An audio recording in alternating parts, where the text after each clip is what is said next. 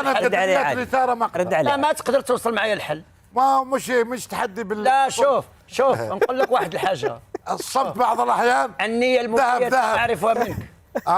الصمت بعض الاحيان بلاغه. لا ولكن لانه نوعيه مثلك الصمت. نحن في الصمت المغرب بلاغه. انت كتنفس معاك انت كتحفر. بموه نفسي في شيء. لا انت كتنفس ما احمد عقبه. وشوف الميدان يا حميدان.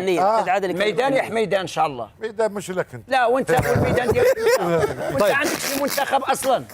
لا ولا تدخل في المنتخب تقول لي ما عندكش الميدان ولا احترم راسك. ما تقوليش عندك فوت ما تفوتش خط احمر. عادل المغرب اول عربيا واول افريقيا وما تقولش بانه انت عندك انا عندي ما تقوليش ما عنديش. هذه اهانه في حقي.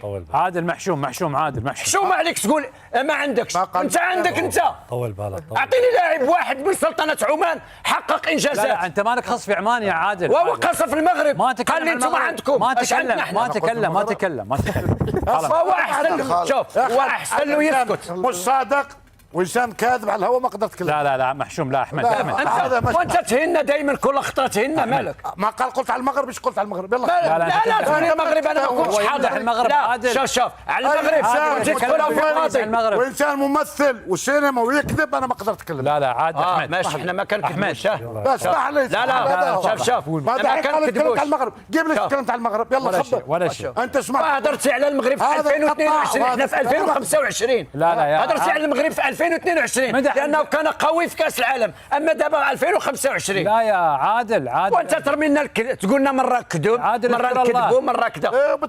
لا سمعه المغرب وسمعه المغرب لن اسمح بتجاوزها. تكذب علي. تقول لاش نكذب انا؟ انت هو الكذاب. احمد قال انت هو الكذاب. لا ما تقوليش كذاب. لو سمحتوا اقطع الصوت. اسحب كلمات كذاب.